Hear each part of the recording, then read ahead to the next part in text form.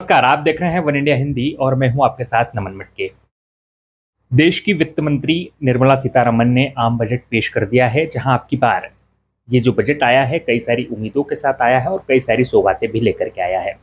क्या कुछ इस बजट में खास रहा और क्या कुछ इस बजट के प्रभाव आने वाले समय में हमें दिखाई देंगे, ये जानने के लिए हमारे साथ ये बताने के लिए सीए अमित कुमार जैन हैं। इनके पास सीधे चलते हैं और जानते हैं किस तरह का ये बजट है और आम जनता के लिए इस बजट के क्या कुछ खास मायने हैं। बहुत स्वागत आपका मेरा हमारे चैनल में है। सबसे पहला सवाल मेरा आपसे यही है कि ये जो बजट आया है आम बजट, किस तरह के मायने इस बजट के हैं, क्या कुछ इसमें खास रहा? चूंकि आप सीए हैं, बहुत करीब से इसको देखते हैं, काफ़ी नज़दीकियां जानते हैं, काफ़ी बारीकियां जानते हैं।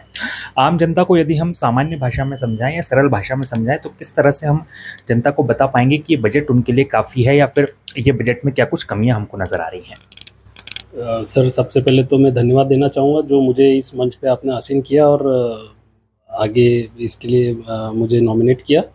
और जो बजट आज हमारी वित्त मंत्री जी ने जो पेश किया है, वो बजट आने वाले 2047 के विज़न को ध्यान में रखते हुए प्रस्तुत किया गया है, जिसमें विकसित भारत का संकल्प लेके हमारे मोदी जी, हमारे जो आदरणीय प्रधानमंत्री मोदी जी हैं, जो विकसित भारत का संकल्प लेकर आगे बढ़ रहे हैं, उसको ध्यान में रखते हुए ये बजट पेश किया गया है। कुछ बजट के अंदर बहुत अच्छी चीज़ें हैं, जैसे कैंसर पेशेंट्स के लिए जो मेडिसिन जो हम इंपोर्ट करते हैं उसके ऊपर कस्टम ड्यूटी उन्होंने हटा दी, फ्री कर दिया उसको। मोबाइल और जो सोलर पैनल्स हैं उसके लिए कस्टम ड्यूटी में बेनिफिट दिया गया है। साथ ही साथ इनकम टैक्स में भी जो एक बेनिफिट दिया गया है, जो एक नॉर्मल पर्सन के लिए है, जो एक स्टैंडर्ड डिडक्शन जो पहले 50,000 का होता था उसको बढ़ा के उन्होंने 75,000 तक की लिमिट करी है। साथ ही साथ जो टैक्स का जो स्लैब है, जो न्यू रिजीम में जो आते हैं, उसमें भी आमूलचूल परिवर्तन किए गए हैं, जिसका कि बेनिफिट आम आदमी को मिलेगा। कुछ चेंजेस इस तरह से भी करे हैं जो कि आम आदमी तो नहीं बोल सकता हूँ मैं, जो बिज़नेस व्यावसायिक प्रतिष्ठान है जैसे पार्टनरशिप फर्म है, उनके लिए थोड़ा सा टिपिकल है। उन्होंने पार्टनरशिप फर्म से जो पार्टनर्स को जो रेम्यूनरेशन दिया जाता है उस पर टीडीएस का प्रोविज़न किया है।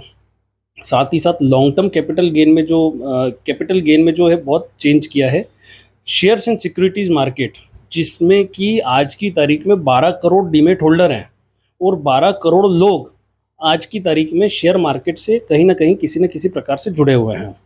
तो उसमें जो शॉर्ट टर्म कैपिटल गेन जो पहले 15% की रेट से लगता था, उसको उन्होंने बढ़ा के 20% किया है।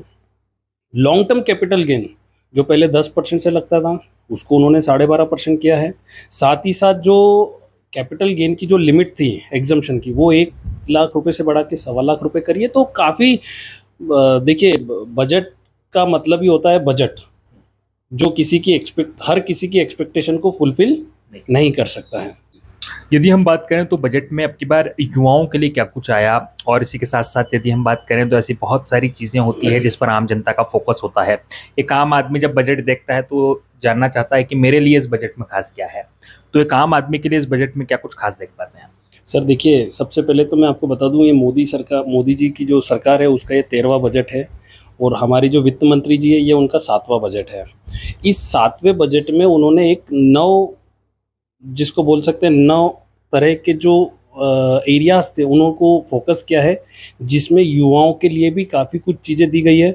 जब कोई युवा पहली बार जॉब पर जा रहा है तो सरकार की तरफ से उसको सैलरी प्रोवाइड की जा रही है। जब कोई ऑर्गेनाइजेशन में नंबर ऑफ़ एम्प्लॉयमेंट्स अगर बढ़ रहे हैं तो उस पे भी पीएफ का उन्होंने रेमिटेंस का प्रोविज़न किया है। तो ओवरऑल अगर हम बात करें तो युवा पीढ़ी को ध्यान में रखते हुए ये पूरा बजट बनाया गया है। यदि हम इसमें बात करें तो पिछली बार जो बजट आया था और अब की बार जो बजट आया है, क्या कुछ अंतर हमको इस बजट में देखने मिला? क्या इसमें कोई खास ऐसे परिवर्तन हमको दिखे जो पिछली बार के बजाय अब की बार थोड़े से चेंज हो या फिर तो बड़े हों?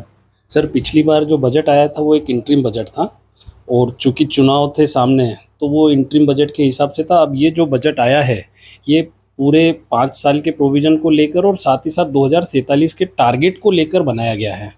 यदि हम बात करें तो एक आखिरी सवाल मैं आपसे लूँगा यहाँ पर, प्रॉपर्टी को लेकर के ज़्यादा चर्चाएं होती है। प्रॉपर्टी में कई सारी जो है चीज़ें नई और पुरानी होती है। अब की बार इस बजट में हम प्रॉपर्टी से संबंधित क्या कुछ बदलाव देख पा रहे हैं?